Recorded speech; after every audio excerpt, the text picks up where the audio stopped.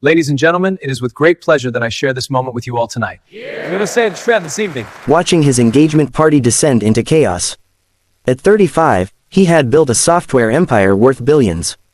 But right now, his sophisticated presentation system had crashed spectacularly, leaving 200 guests, investors, business partners, and society elite staring at a frozen screen. His fiancée Vanessa stood beside him in her designer gown, her smile growing tighter by the second. "Fix it," she hissed. "This is humiliating." Adrian's IT team huddled around the laptop, frantically troubleshooting. The presentation was supposed to unveil his company's revolutionary new platform, $100 million product launch that could redefine the industry. Every major tech investor in the city was in this room, and instead of witnessing innovation, they were witnessing spectacular technical failure. "We need to restart everything," his lead developer said. "It will take at least 20 minutes. 20 minutes of watching his reputation crumble. 20 minutes of Vanessa's barely concealed fury. 20 minutes of investors questioning whether his company could actually execute." "Ladies and gentlemen," Adrian began, trying to maintain composure. "We are experiencing a technical, excuse me, sir." Adrian turned to find a young woman in server's uniform standing beside the tech team. She had brown hair pulled back in a ponytail and looked no older than 25. Her name tag read, Emma. "I think I can fix it," she said quietly. One of Adrian's developers laughed. "This is enterprise-level software. Unless you have a degree in computer science." "I do," Emma interrupted calmly. "MIT actually. Now, can I look at the laptop, or do you want to wait 20 minutes and look incompetent in front of 200 people?" Adrian stared at her for a shocked second, then made a decision. "Let her try." Emma slid into the chair, her fingers flying across the keyboard. The room had gone silent. Everyone watching. This server in her modest uniform working on a problem that had stumped a team of highly paid developers. 30 seconds later, the screen flickered. The presentation reappeared, perfectly functional. "You had a memory leak conflicting with your rendering engine," Emma explained, standing up. "Quick fix is to bypass the cache and run direct. Long term, you will want to rebuild that module, but this will get you through tonight." She handed Adrian a small piece of paper. "That is where the problem code is located. Your team should look at it Monday."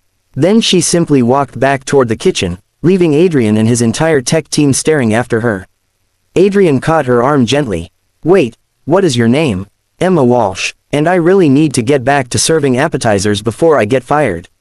"You have a degree from MIT and you are serving appetizers at events." Emma's expression flickered with something. Pride, defensiveness, frustration. "Student loans do not pay themselves. My mom got sick right after I graduated. Cancer. Medical bills wiped out everything we had. I have been working 3 jobs trying to keep us afloat while she goes through treatment." This was supposed to be just a weekend catering gig, but she stopped herself. "Sorry, you did not ask for my life story. Can I go now?" Adrian looked at this young woman who had just saved his $100 million launch and was worried about getting fired from a catering job. He thought about the developers on his payroll who earned 6 figures and could not solve in 20 minutes what she solved. In 30 seconds. "No," he said, "you cannot go." "Well, you can go serve appetizers for the rest of tonight because I'm not getting you fired. But Monday morning, you are coming to my office. I want to offer you a position." "I do not need your pity," Emma said quietly but firmly. "Good. I am not offering pity. I am offering a job to someone who just demonstrated more skill than my entire tech team combined." Adrian pulled out his business card. "Monday a.m., please." Emma took the card, her hand shaking slightly. "I will think about it." As she walked away, Vanessa appeared at Adrian's side. "You're not seriously considering hiring the waitress." "I am seriously considering hiring someone who solved a critical problem in seconds. She is nobody. She serves food. You cannot bring someone like that into our circle." Adrian looked at his fiancée, hearing the disdain in her voice, and felt something shift inside him. "Our circle or your circle?" The presentation continued successfully, but Adrian could not stop thinking about Emma. About her matter-of-fact mention of medical bills and student loans and working 3 jobs, about how she had helped without being asked, fixed a problem that was not her responsibility, and then simply tried to return to serving appetizers. Monday morning, Emma appeared at his office wearing jeans and a button-down shirt. Clearly her best attempt at professional attire. "I almost did not come," she admitted. "I figured you made the offer because you were embarrassed, not because you meant." I meant it, Adrian said, I want you on my development team. Starting salary is 200,000 full benefits, and I will cover your mother's medical expenses directly through the company healthcare plan. Emma's eyes went wide. That is too much. That is what we pay senior developers, which is what you will be. Julian leaned forward. Emma, in 30 seconds, you solved a problem.